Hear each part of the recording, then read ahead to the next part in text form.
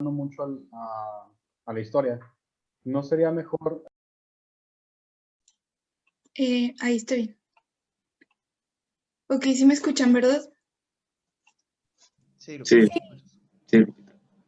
Entonces, bueno, yo les voy a hablar del ciego y del apéndice. Bueno, seguimos viendo el intestino primitivo medio, esto ya es lo último. El ciego y el apéndice pues son producto del intestino primitivo medio y el desarrollo del ciego y del apéndice comienza durante la sexta semana cuando aparece el divertículo o ensanchamiento cecal, que va a ser el primordio de estos dos. Y bueno, este aparece como una pequeña dilatación cónica de lo que es la rama caudal de la intestinal primaria. En la imagen A la podemos ver y bueno, esta es la última parte del intestino en regresar a lo que es la cavidad abdominal. Voy a anotar. Bueno, aquí podemos ver el ensanchamiento cecal. ¿Ok? Bueno, y pues este se da en la rama caudal del asa del intestino primitivo medio. El vértice, o también llamado apex, el vértice del ensanchamiento cecal no crece con tanta rapidez como el resto de esta estructura. Por tanto, el apéndice es inicialmente un pequeño divertículo del ciego que se origina en el extremo distal. Lo podemos ver como si fuera un globo. Un globo de los que son así, sí saben cuáles, ¿no? Que al final del globo queda como una bolsita. ¿Sí ubican cuáles? Sí. Ok. Bueno, entonces lo podemos ver así. Bueno, así lo entendí yo. La parte final del globo vendría siendo el apéndice, que pues queda como como una bolsita, como en la imagen B. Y bueno, para el nacimiento, el apéndice ya es un tubo relativamente largo. Bueno, aquí está, el apéndice crece rápidamente en longitud y en el nacimiento es un tubo relativamente largo que se origina en el extremo distal del ciego. ¿Le puedes dar a la siguiente, por favor? Y bueno, la pared del ciego crece de manera desigual y es por esto que el apéndice se introduce en su cara medial. Y bueno, como el apéndice se desarrolla durante el descenso del colon, muestra variaciones en lo que viene siendo su posición definitiva. Por ejemplo, si se sitúa detrás del ciego, ¿alguien sabe cómo se llama si se sitúa detrás del ciego? Retrocecal. Retrocecal. Entonces, si se sitúa detrás del ciego, el apéndice recibe el nombre de apéndice retrocecal.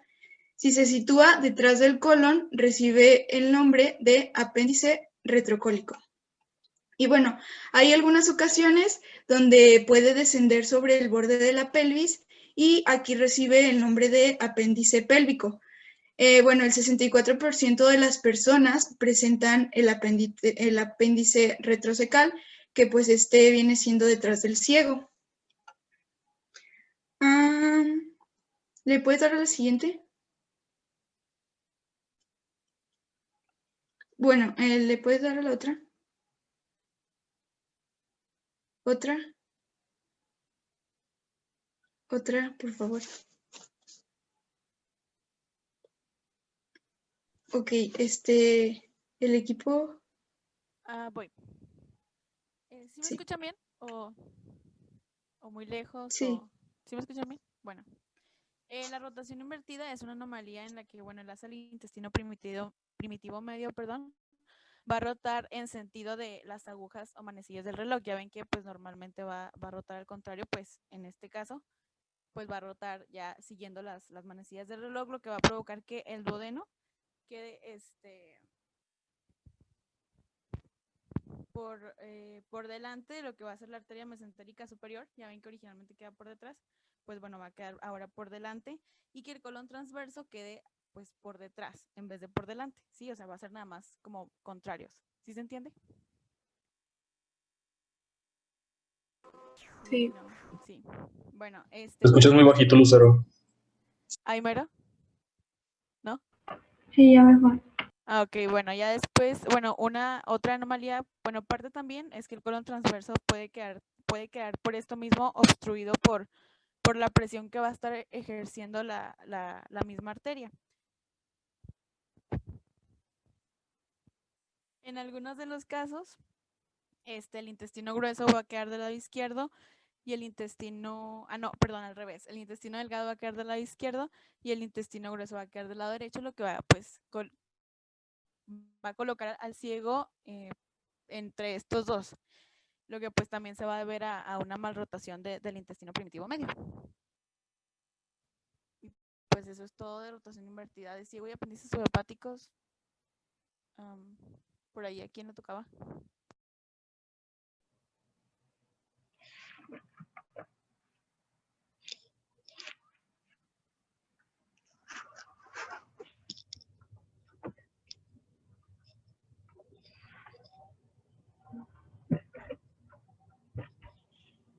Bueno, yo les voy a hablar del ciego móvil. El ciego móvil,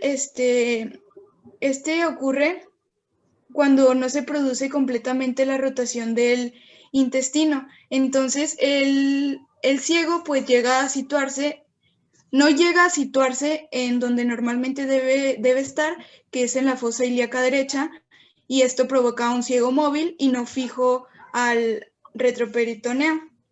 Y bueno, muestra una libertad de movimientos anormales que tienen relevancia clínica debido a las posibles variaciones de la posición del apéndice. Si recordamos, pues el apéndice y el ciego están, como muestra en la imagen,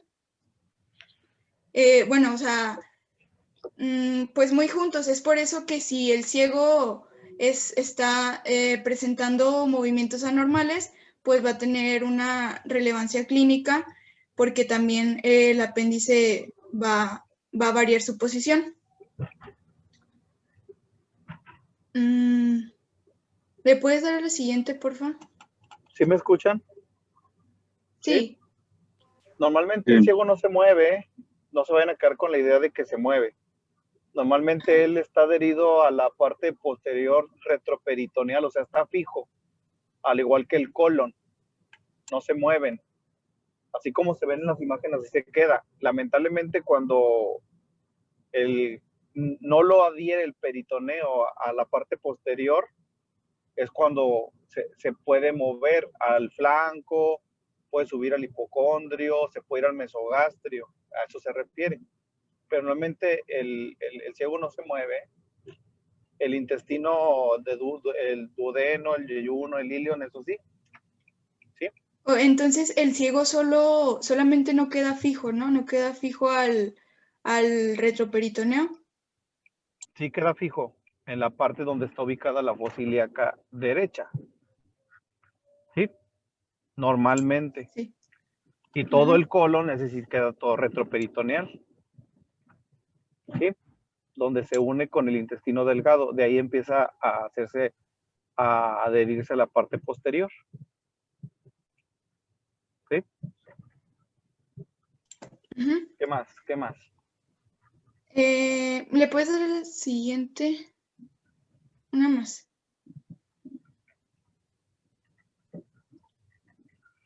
Otra, por favor. Una más. Bueno, vamos a comenzar con intestino primitivo posterior, que pues esta es la parte final del sistema alimentario. Bueno, el intestino primitivo posterior va a dar lugar al tercio o a la mitad izquierdo del colon transverso, a los segmentos descendente y sigmoide del colon, al recto y únicamente a la parte superior del conducto anal. También va a dar lugar al epitelio de la vejiga y a la mayor parte de lo que es la uretra. Sí, ¿le puedes dar a la siguiente, por favor? Bueno, los derivados del intestino primitivo posterior están irrigados por la arteria mesentérica inferior. Si recordamos, los derivados del intestino primitivo medio estaban inervados por lo que era la arteria mesentérica superior. Y bueno, El intestino, si recordamos también, el ¿Cómo intestino dijiste? primitivo. ¿Estaban qué? Irrigados, perdón. Ah, ok. Dije Irrigados. inervados. Así Sí, es. sí. Muy Ok. bien. Y bueno, si recordamos, el intestino primitivo medio dio origen a 2/3 partes de lo que es el colon transverso. Y existe una unión entre que son los 2/3 partes del colon transverso, y al segmento que va a originar el intestino primitivo posterior, y esto se va a dar por un cambio de vascularización que pues un poco adelante vamos a ver. ¿Le puedes dar a la siguiente, por favor? Ok, bueno, vamos a ver la cloaca. La cloaca es la parte terminal expandida del intestino primitivo posterior. Y bueno, la cloaca es una cavidad que está recubierta de endodermo, y su límite ventral está revestido por el ectodermo superficial. Y bueno, existe una frontera o un límite entre el endodermo y lo que va a ser el ectodermo, y esto va a dar origen a la membrana cloacal. Y bueno, esta membrana pues está constituida por endodermo de la cloaca y por ectodermo de la fosa anal. ¿Le puedes dar a la siguiente, por favor?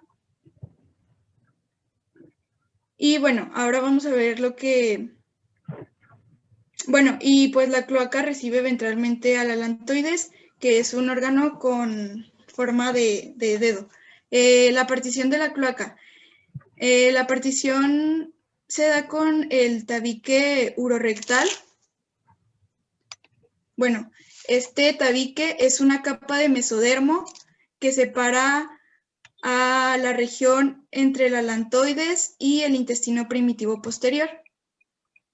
Y bueno, este tabique crece hacia lo que es la membrana cloacal y se desarrolla durante una serie de extensiones con forma de tenedor. Bueno, no sé si esté el doctor viendo la imagen, Sí. pero Sí. ¿sería la D, doctor? Sí. Ok. Sí. Ok, bueno, estos tenedores con forma de... Cuando te dicen así, o sea, no crean que es un tenedor, nada más, por ejemplo, que tiene unas salientes que pueden ser 2, 3, ¿me explico? A eso se refiere, Ok. o sea, que puede ser como un tridente, puede ser como 2 eventraciones más, a eso se refiere. Es una Ok. simulación para que lo podamos entender. Uh-huh. ¿Sí? Bueno, y estas series de extensiones con forma de tenedor provocan la aparición de pliegues en la pared de la cloaca. Estos pliegues posteriormente van a crecer y se van a fusionar, formando una partición que divide a la cloaca en 2 partes, que va a ser el recto, que esta va a ser la parte craneal del conducto anal, y en el seno urogenital. Uh-huh. ¿Le puedes dar a la siguiente? De hecho, cuando vemos urogenital van a explicar un poquito más de esta parte. Ajá. Bueno, ¿le regresas? Bueno, también la membrana cloacal, ¿alguien recuerda? Lo acabo de decir hace un momento. La membrana cloacal, ¿qué límite era? ¿Entre qué estaba? Entre el endodermo y el Entre ectodermo, el ¿no? endodermo de la cloaca y el ectodermo superficial. Sí, gracias. Bueno, la membrana cloacal se va a romper por un proceso de apoptosis. Bueno, pues todos sabemos lo que es la apoptosis, ¿no? Y bueno, esto va a dar lugar a la luz anorrectal, pero esta luz anorrectal va a quedar ocluida por un tapón epitelial, que va a desaparecer al final de la 8ª semana. Y bueno, este tapón también va a sufrir apoptosis y va a ser lo que forma la fosa anal. Y bueno, ahora sí le puedes dar a la siguiente, por favor. Bueno, ahora vamos a ver el conducto anal. Bueno, los 2/3 superiores del conducto anal proceden del intestino primitivo posterior en un adulto, y el tercio inferior se desarrolla a partir de lo que es la fosa anal. ¿Le puedes dar a la siguiente? Y bueno, vamos a ver lo que es la línea pectínea. Bueno, esta línea lo que indica es la unión del epitelio derivado del ectodermo, de la fosa anal, y del endodermo del intestino primitivo posterior. Le puedes dar, bueno, es la que se observa en la parte donde termina la parte azul y comienza la parte amarilla, y la parte amarilla vendría siendo el intestino primitivo posterior. Y si... ok, bueno, entonces vamos a ver ahora la línea anocutánea. Bueno, esta línea está a 2 centímetros por arriba del ano y es una zona en la que el epitelio anal pasa de tener células cilíndricas a células escamosas o planas estratificadas queratinizadas. ¿Le puedes dar a la siguiente, por favor?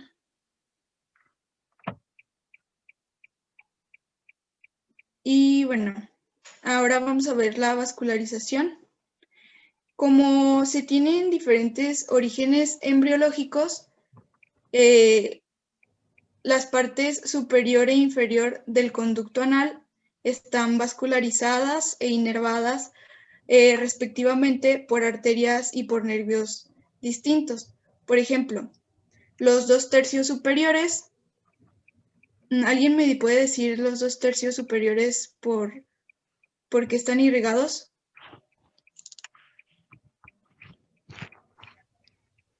Por la arteria rectal anterior, ¿no? Sí.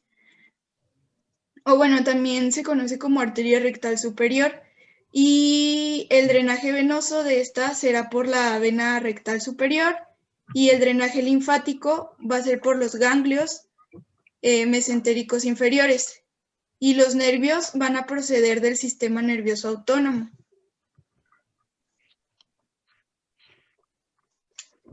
¿Le puedes dar el siguiente, por favor? Y bueno, ahora vamos a ver la vascularización de la parte inferior. Lo que es el tercio restante inferior va a estar irrigado por las arterias rectales inferiores, y el drenaje venoso se va a producir a través de la vena rectal inferior, como está aquí en la imagen, por la vena rectal inferior. Y bueno, el drenaje linfático se dirige hacia lo que son los ganglios linfáticos inguinales superficiales. Y esta inervación va a proceder del nervio rectal inferior.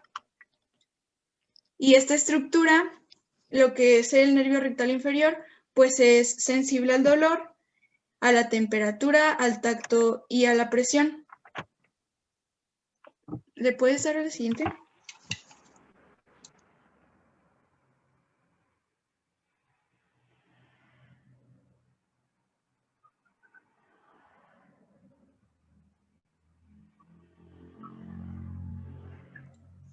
Bueno, la importancia de la vascularización. La vascularización y lo que es la inervación y los drenajes venosos y linfáticos del conducto anal, pues tienen importancia clínica en lo que se refiere a la metástasis de los tumores malignos.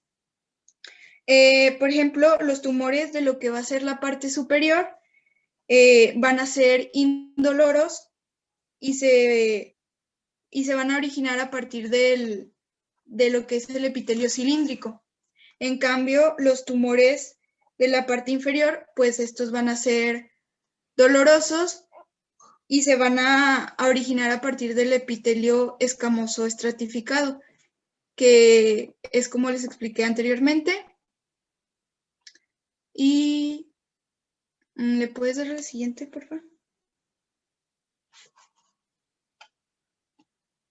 Bueno, en esta anomalía, el megacolon congénito o enfermedad de Hirschsprung va a constar, o más bien es un trastorno multigénico hereditario que puede ser, bueno, es hereditario, es transferido de manera dominante, y en expresión variable, que consta prácticamente de la ausencia de células ganglionales. ¿Alguien sabe cómo, o otro nombre que se le puede decir a la ausencia de células ganglionares.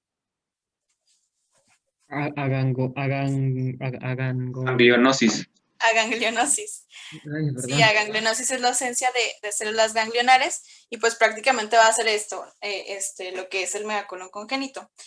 Este déficit de desarrollo o ausencia de células ganglionares se va a deber pues por la falta de migración de células de la cresta neural hacia la pared del colon en la 5ª y 7ª semana más o menos. Entonces, pues, afecta nada más a 1 de cada 5,000 recién nacidos, perdón, y pues es más probable que le dé al sexo masculino que al femenino. Como su nombre lo indica, pues es mega, que está grande y pues es megacolon. Entonces, se puede notar que tiene un alto calibre, pues sí, ¿no? Está muy grueso. Doctor. Se me hace que no sé.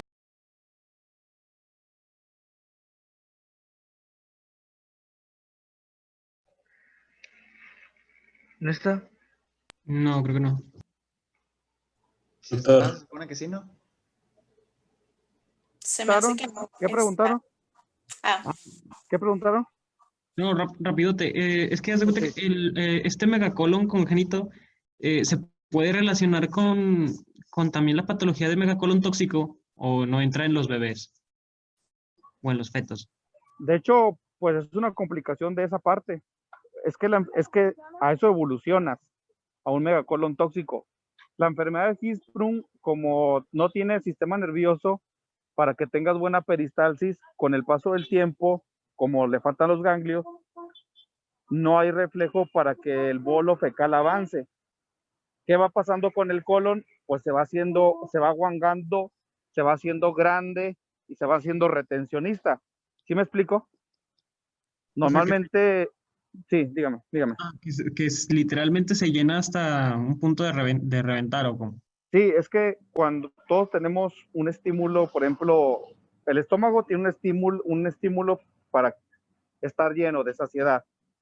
El colon, el intestino delgado, tiene un límite para que el bolo fecal vaya avanzando. ¿Me explico? Cuando se llena a cierto calibre el intestino se moviliza. En la enfermedad de Hirschsprung, el colon se llena y se llena y se llena y se llena y sí va avanzando el bolo fecal, pero es mucho más lento y lo va haciendo retencionista. ¿Qué va pasando? Se va aguangando hasta que el megacolon crece a capacidades inmensurables, o sea, puede caber ahí una sandía, un melón, o sea, grandísimo. Eso se hace o produce una complicación que se llama megacolon tóxico, debido a que a las heces empiezan a generar toxinas y te genera esta parte. ¿Sí me explico? Y por ejemplo, cuando pasa eso, Doc, ¿se mueve toda la anatomía que acabamos de ver? O sea, ¿se movería tanto la línea pectínea como la línea blanca o eso no? Sí, se mueve todo. Se mueve todo. O sea, el colon crece en dilatación, crece en extensión. Todo se mueve. Doctor, ¿y cómo se ve reflejado físicamente? Pues empieza a crecer el abdomen del bebé. Normalmente esos bebés, como ya lo dijeron ahí, es de tipo autosómico dominante. O sea, debió de haber existido en alguien más. ¿Sí? El detalle aquí es que son bebés, normalmente, cuando los bebés nacen, siempre las mamás piensan que los bebés están estreñidos. Siempre la mamá, oiga, es que el bebé le duele la panza, está estreñido. Estreñimiento quiere decir que la popó o la heces fecal es casi pétrea, es una piedra. Muy diferente cuando los bebés se van adaptando a la defecación, ¿sí? Porque los bebés tienen que pasar por una zona de transición que se llama síndrome del cólico del lactante menor, ¿sí?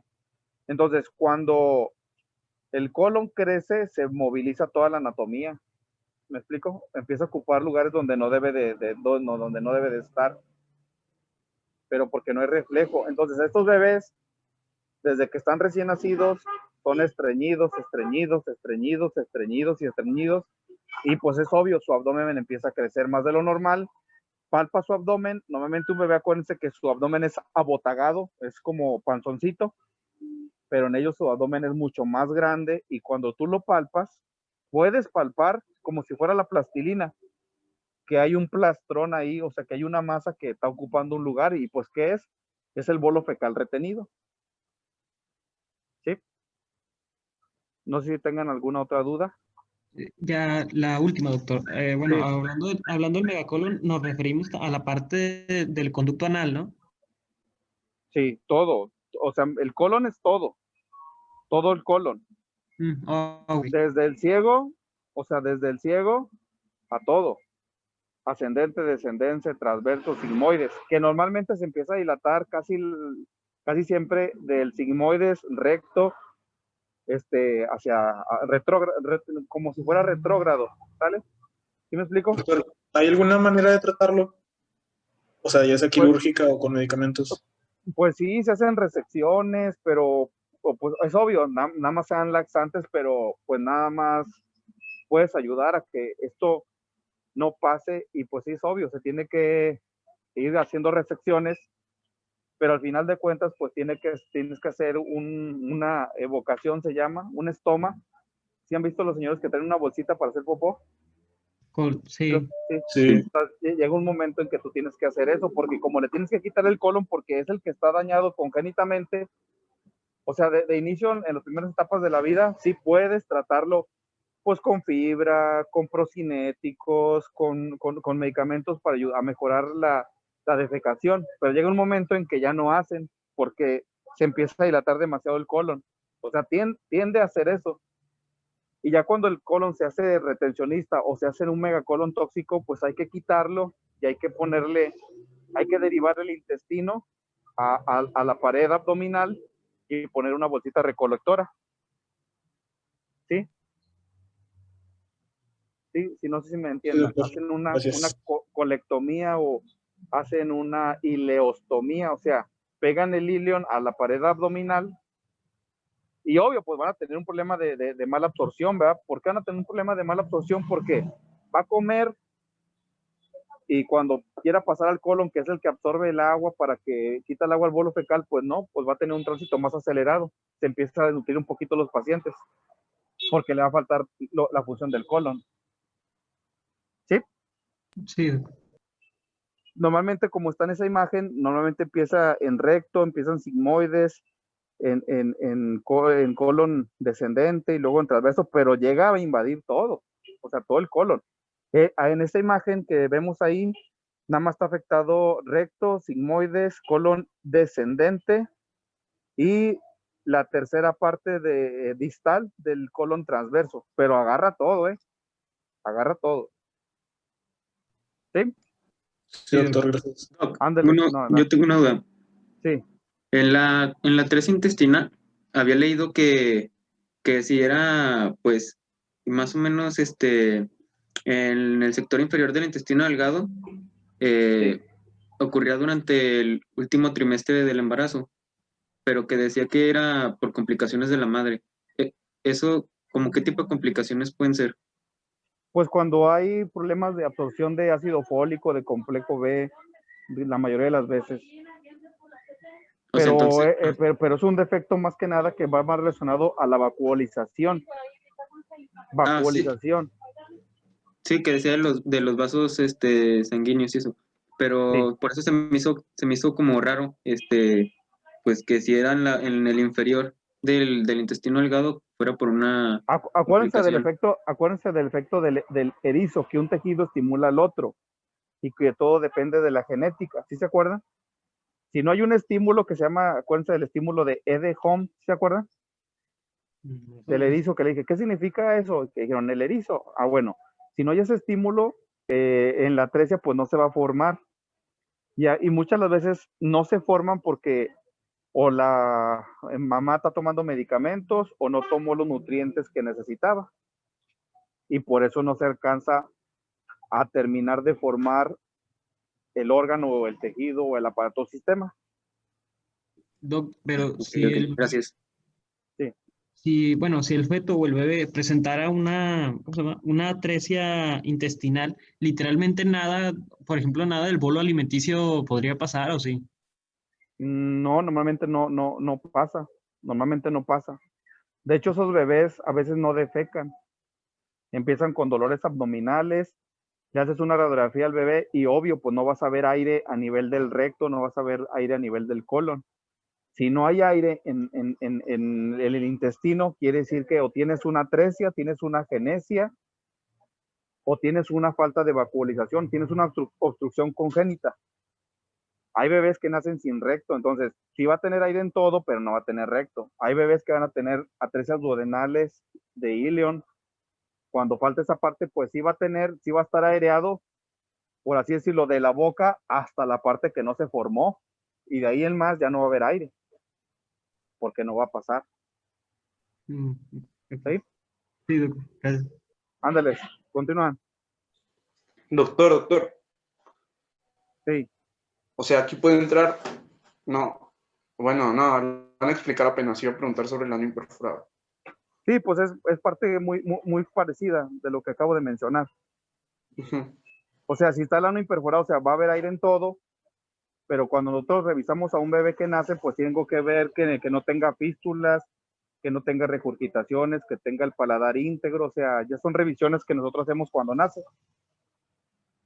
Entonces, si está el ano imperforado, pues nomás se hace una reconstrucción y ya, y pueden tener una vida normal sin ningún problema. Tiene una buena calidad de vida. Nada más lo que faltó es que no se vacuolizó el esfínter rectal, ¿verdad? O anal. ¿Vale? Sí, gracias, doctor. Adelante, adelante.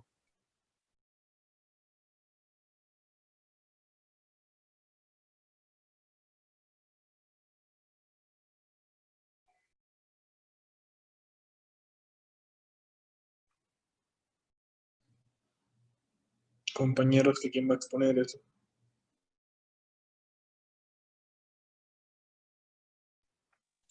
Bueno, ahora vamos a ver lo que son las anomalías anorrectales y bueno, estas se dan por la alteración en lo que es el desarrollo del tabique urorectal con división incompleta de la cloaca.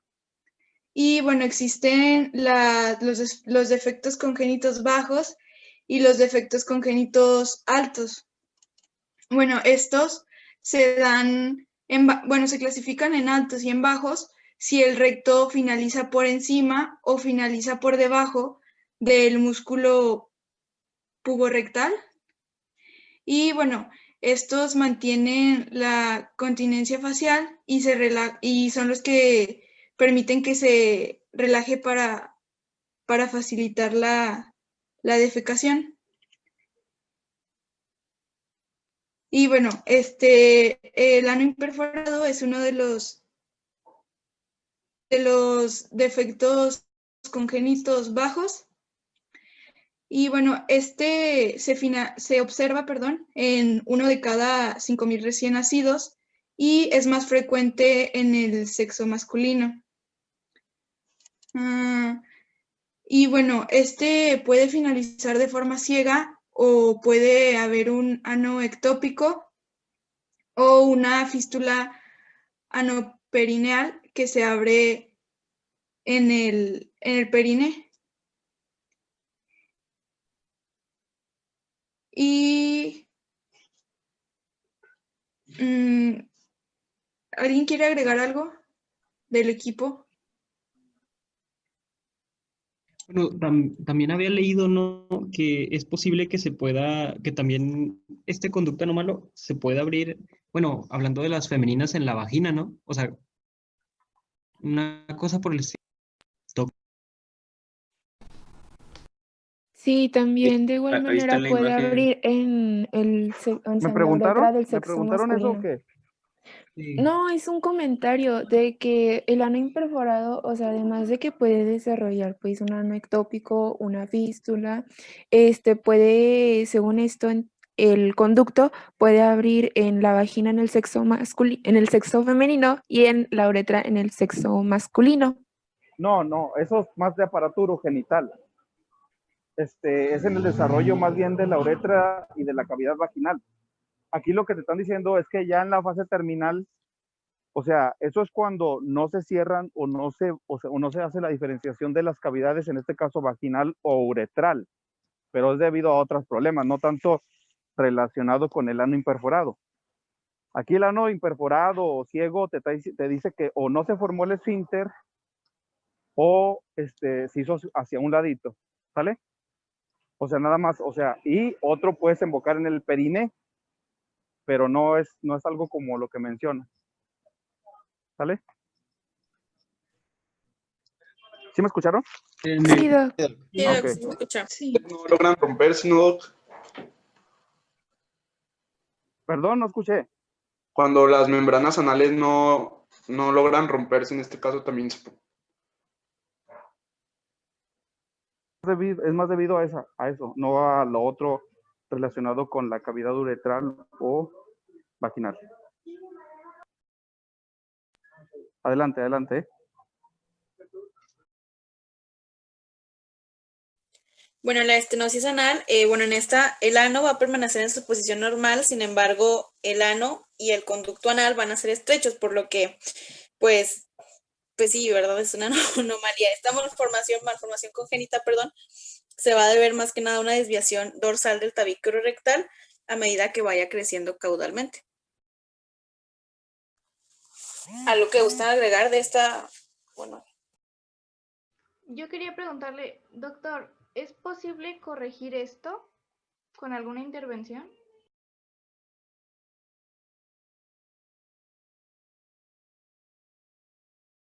Doctor.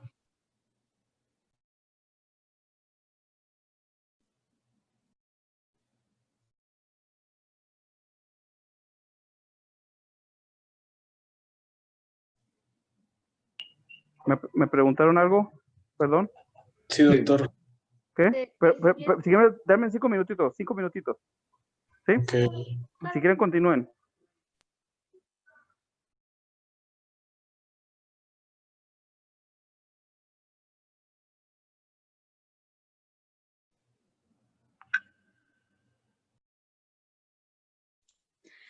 Bueno, ¿Lo dices? ¿lo quieres decir tú? Pues es lo que, pues no, como tú quieras. Bueno, otro defecto congénito bajo es también la atresia membranosa. Bueno, en esta el ano va a permanecer en su posición, pero hay una fina capa de tejido que separa el conducto anal de lo que es el exterior. Y bueno, los restos del tapón epitelial son lo suficientemente finos como para protruir durante los esfuerzos de la defecación y tienen una coloración azulada debido a la presencia de meconio en su parte superior. Ahora sí, díganme, díganme qué me han preguntado, perdón. Sí, aquí en la estenosis anal le quería preguntar si es posible corregir esta situación, este defecto, de alguna manera con una intervención o... Sí, de hecho, yo me adelanté y hice el comentario antes. Cuando me quiso preguntar algo de que, no, es más adelante. No recuerdo, pero es que no vi bien. Pero traía camisa de Chivas. Le dijo, no, mejor más adelante. Sí, de hecho, eso se puede corregir y tiene una calidad de vida sin ningún problema. No sé si se refieren a esa parte. Normalmente es quirúrgico, no se tiene que poner ningún injerto, nada más prácticamente se hace la perforación porque ya normalmente los esfínteres, las raíces nerviosas, todo está ahí ya hecho, ya está realizado. El único que se hace nada más es se hace una plastía donde se hace la función del esfínter, pero no hay que poner alguna prótesis ni nada. Todo es normal. Pero, Doc, sí. Hablando de hablando de la estenosis anal que mencionó mi compañera, su tratamiento no, bueno, estoy leyendo que no consiste en dilatar, en dilatar el recto del bebé hasta que éste se estire. Bueno, se hacen dilataciones o se hacen liberaciones. La estenosis quiere decir que se cerró o está cerrado esa parte. Entonces, normalmente acuérdense que el recto o el ano, cuando uno va a defecar, pues normalmente tiende a abrirse y uno ya defeca, ¿verdad? En la estenosis está cerrado, entonces no se dilata. Entonces, si en el colon viene el bolo fecal de un diámetro más o menos como está el colon, pues al querer pasar por el ano, pues no va a pasar, ¿me explico? Va a tener dificultad, se va a impactar, eso se llama impactación fecal, donde el bolo fecal no puede salir. Entonces, tienes que diluirlo o fragmentarlo el bolo, o sea, por así decirlo, lo que defecamos, y ahí lo que se hace son dilataciones o liberaciones. Se puede poner un globo, se infla, y donde está estenosado o las fibras que están cerradas o ocluidas que no hagan que se dilate, se rompen, o otras quirúrgicamente se liberan y ya, se quitan las sinequias, y que son las adherencias o lo que no se alcanzó a formar adecuadamente, y ya sin ninguna bronca, tiene una función normal. No se vuelven a realizar o no se vuelven a hacer. No sé si era lo mismo del ano imperforado, no sé si era en relación con... Son cosas diferentes. El ano imperforado no está hecho, y la estenosis quiere decir que sí está hecho, pero la parte más distal, ya cuando va a salir el bolo fecal, está cerrado. Entonces no puede pasar el bolo porque el diámetro del bolo fecal viene muy grande. Bueno, no grande, viene normal, pero ya al pasar por ahí el orificio está muy chiquito. Nosotros cuando atendemos a los bebés, pues primero lo que hacemos es que respire, aspiramos secreciones de nariz, de boquita, empezamos a checarlo desde arriba hasta abajo, que no tenga esfuerzo respiratorio, que los ojos estén bien formados, que los oídos estén íntegros, se le ponen unas gotitas de cloranfenicol profiláctico, se le checan las narinas, se le checa que el paladar esté bien, se le pone una sondita orofaringia para ver que el estómago haya líquido ahí, que haya aire, se le checa el tórax, que no haya malformaciones, que no haya soplos, corazón, pulmón. Si hay presencia de meconio, pues quiere decir que el bebé, si hay presencia de meconio, quiere decir que pues lo que comía de líquido amniótico, pues sí lo procesaba y sí salía. ¿Sí me explico? Y checamos genitales, que no haya fístulas, checamos implantaciones, arcos de movilidad y reflejos primitivos de recién nacido. Para checar neurológicamente, pulmonar, cardiológicamente, estomacal, todo eso checamos. Doctor, disculpe, ¿qué eran las gotas de clorafenicol profiláctico? Las gotas de clorafenicol se les ponen a todos los recién nacidos por si la mamá recuerden que el canal vaginal no está estéril, y tampoco la cirugía cesárea pues es estéril, por así decirlo, es totalmente estéril, no es. Entonces, por mucho tiempo los bebés adquirían enfermedades de transmisión sexual o infecciones del aparato genitourinario. Entonces, cuando nace un bebé, como llora, respira y eso, se les pone unas gotitas de cloranfenicol, nada más para evitar enfermedades posterior. ¿Por qué? Porque se veía que nacían algunos bebés y empezaban con conjuntivitis o lagañas. Entonces, ahora lo que se hace es que cuando nace un bebé, pues le ponemos gotitas, ahí checamos los ojitos y todo eso. Ok, gracias. De nada.